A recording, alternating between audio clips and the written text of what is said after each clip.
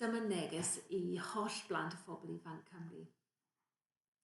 Dros yr wythnosau diwethaf, rydych chi wedi gorfod delio gyda newidiadau mawr yn eich bywydau, a dwi'n gwybod byddwch chi'n teimlo lot o emosiynau gwahanol. Mae'n bwysig iawn bod y teimladau a barn sydd gennych chi ddim yn diflannu. Mae gennych chi'r hawl I ddweud eich dweud am y newidiadau yn eich bywydau a sut rydych chi'n teimlo.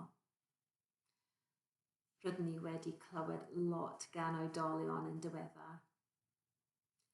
Mae'n bwysig bod ni'n gwrando ar blant a phobl ifanc hefyd.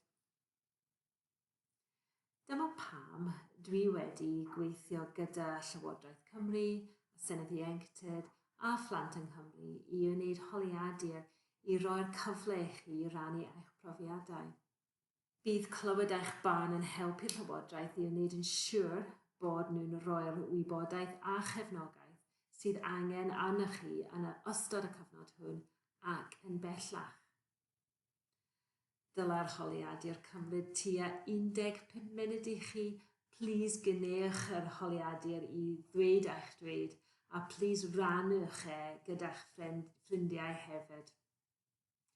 Diolch am wrando.